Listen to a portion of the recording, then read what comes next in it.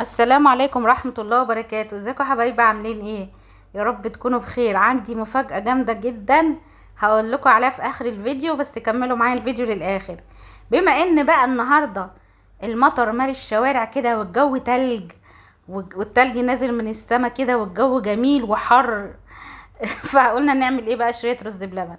اما احب اعمل حاجة حلوة سهلة وسريعة ومش مكلفة، ما بتاخدش وقت، هو لتر لبن بس وشوية قشطة عندي في الفريزر وشوية سكر ومعلقة جوز هند وذرة فانيليا، شوية كلام فاضي يعني، ونص كوباية مية، ونعمل احلى رز بلبن. انا مشهورة اصلا بالرز بلبن بتاعي. اي حد بيدوق عندي الرز بلبن بيقول لي ده احلى ما بنشتريه من بره بكتير. صورته معاكم قبل كده على القناة وعملته لكم بكذا طريقة، بس انا ليا تركة كده مهمة في الرز بلبن هقول لكم عليها. اولا انا بجيب نص كوباية رز مصري ومغسول وبغليها كده في كوباية مية الاول.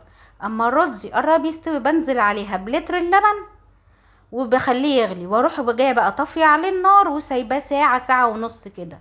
اللبن غلي مع الرز سيبه ساعة ساعة ونص. بعد كده اجي ارفعه على النار تاني، الاقي بقى الرز كده نفش وشرب من اللبن. وبحط السكر على فكرة، اول ما باجي اطفي النار بحط نص كوباية سكر، واروح جاية ايه بقى ارفعه على النار تاني بعد الوقت ده، واضيف بقى الاضافات دي. فص مستكة كده، مستكة اصلية، بطحنه واحطه، ومعلقة جوز هند والفانيليا، ومعلقة صغيرة نشا على ايه، على ربع كوباية مية. تعملي احلى رز بلبن واحلى ما بتاكليه في اكبر المطاعم. كل الكميه اللي قدامك دي بلتر لبن، زياده عليهم كوبايه لبن بس، يعني لتر. واضطريت ازود كمان كوبايه، يعني كميه كبيره. انت لو اشتريتي علبه رز بلبن بس من بره بتجيبيها بكام؟ مش فاكره اخر مره والله كنت جايباها بكام. مفيش احلى من الحاجه اللي احنا بنعملها بالبيت. خطوه النقع مهمه جدا. عايزه اقول لكم بقى انا جالي هديه جامده جامده جامده، وقلت ان انا لازم اوريها لكم. عايزه اوريكم الهديه التحفه اللي جات لي دي. دي مش اول هديه تجيني يا جماعه، انا بحب الهدايا دي مش اول هديه تجيني. وداعا للدايت بقى، مفيش دايت خلاص. جالي بسكوت شبيه اللوتس كده بس بالكاكاو. وجالي علبه روتس وسما نوتيلا. وهوريكم كمان جالي علبة بسكوت كمان كبيرة. طبعا العلب كلها كاملة، بس انا فتحتها قبل ايه ما اوريها لكم.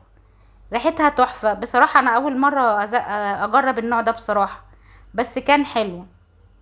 سما نوتيلا دي عارفاها ومجرباها كتير يعني. عايزة اقول لكم دي مش اول هدية تجيلي، والهدية دي جات لي من متابعة عندي، متابعة عزيزة عليا ومش اول مرة تبعت لي. بشكرها جدا جدا قدامكم، وربنا ما يحرمني منها ولا منكم. وبشكر كل حد بيكتب لي كومنت حلو وبيكتب لي كلمة كويسة على الفيديوهات بتاعتي. البسكوت التاني اللي جالي ده روتس برضو، طعمه تحفة. هو جاي لي مطحون كده جاهز، ما فيش ما عملتش فيه اي حاجة والله. العلب زي ما جات لي زي ما بوريها لكم. هنعمل بقى تشيز كيك ان شاء الله مع بعض. احضر بس بقية الحاجة ونعمل ان شاء الله مع بعض. مش عارفه الدايت بقى ان شاء الله ممكن ابداه من الصيف الجاي، مش عارفه يتعمل امتى الدايت ده. بما ان انا بقى عملت معاكم رز بلبن، بعد ما بيبرد الرز بلبن بحطه في التلاجة ده هنا. بعد ما حطيته في التلاجة وبرد، تاني يوم جيت اطلعه لقيته وشه مكشكش بالشكل ده. هو مش باين قوي في الكاميرا كمان، وشه مكشكش بالشكل ده وتحفه. حاجه كده ترطب على قلبنا في الجو الجميل اللي احنا فيه. حبيت كده اضيف عليه شويه من الروتس دي او زبده اللوتس او لوتس سبريد، وكان تحفه بصراحه. كنت اول مره اجرب الرز بلبن بالاضافه دي، وكان تحفه بصراحه. كمان ممكن تحطي عليه اي، احنا في العادي بنحبه ساده. في العادي احنا بنحب الرز بلبن ساده، بس بما ان عندي لوتس سبريد فحبيت اجربها، بس طلعت جميله يعني. ممكن كمان تضيفي شويه مكسرات مجروشه، شويه جوز هند. ما تنسيش وانت بتعملي الرز بلبن تحطي معلقه كبيره جوز هند في قلب الرز بلبن نفسه، هتعملي احلى رز بلبن في العالم.